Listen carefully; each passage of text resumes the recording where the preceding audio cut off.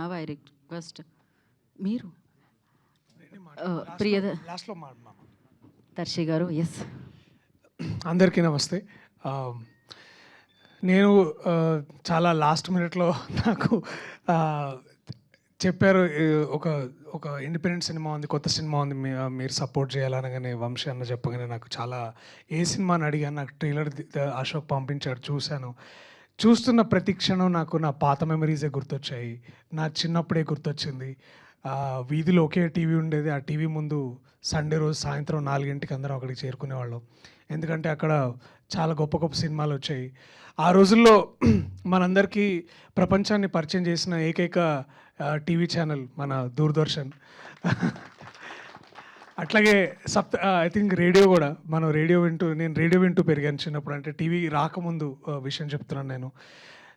అట్లా ఎన్నో మెమరీస్ ఉన్నాయి, ఎన్నో కథలు ఉన్నాయి.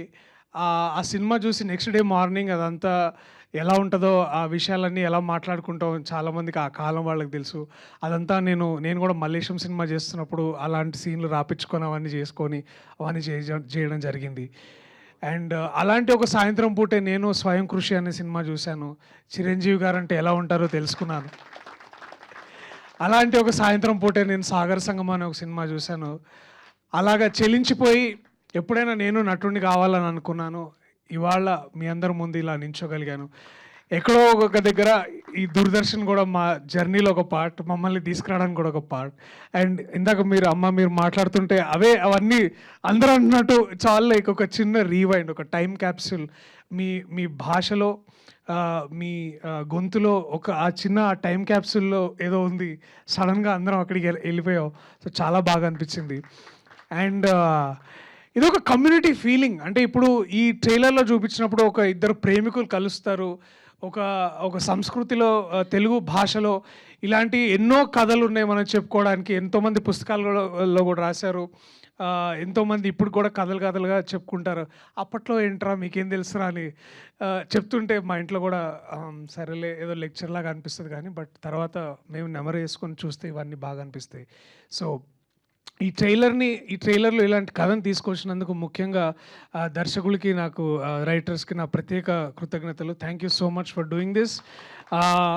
ఎందుకు అంటే ఇది కేవలం ఒక చిత్రంగా కాకపోయినా వచ్చే ఇప్పుడు చూసే వాళ్ళందరికీ ఒక కల్చరల్ డాక్యుమెంట్ అనమాట. అంటే ఆ టైంలో ఎట్లా ఉండేది, ఒక టీవీ అంటే అలాగా ఆ క్యాథోడ్ రే ట్యూబ్స్ అంటాం కదా, అట్లాంటి టీవీ ఎలా ఉండేది.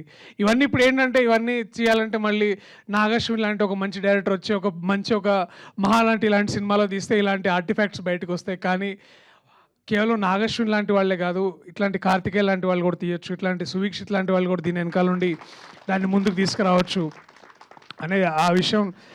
Guts bro, guts man. నాకు డబ్బులు ఇచ్చినా కూడా ఎందుకులే అన్నట్టు నేను కూడా ఆలోచిస్తా, తీయనేమో అట్లాంటిది. బట్ మీరు చేశారు, ఇది నాకు చాలా సంతోషం. అందుకనే ప్రొడ్యూసర్ చంద్రిక గారికి కూడా ప్రత్యేక కృతజ్ఞతలమ్మా. Congratulations on this. ఈ దూరదర్శిని ఇందాక మేడం అన్నట్టు సమీప దర్శనిగా అందరినీ, ప్రేక్షకులందరినీ థియేటర్కి తీసుకురావాలని, మీకు బాగా డబ్బులు రావాలని మనస్ఫూర్తిగా కోరుకుంటున్నాను. My best wishes to the entire team of the film Doordarshini. And special congratulations Suvikshit, అలాగే Geethika. All the very best guys. I know నీ ఫస్ట్ ప్రెస్ మీట్ బాగుందా, ఇక్కడి నుంచి ఎట్లుంది ప్రపంచం? ఇట్లాంటి ఇంకా ఎన్నో జరగాలి మీ లైఫ్లో, మీ ఇద్దరు లైఫ్లో అని మనస్ఫూర్తిగా. అలాగే మీకు కూడా my best wishes to the entire team. All the very best. స్వతంత్ర చిత్రాలు, independent cinema has to live, survive and thrive in Telugu cinema, Telugu film industry. So please support.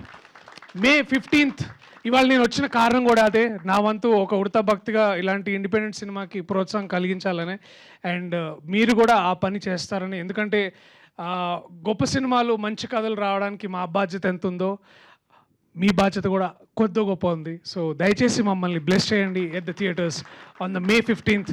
Thank you so much. I love you all. Thank you.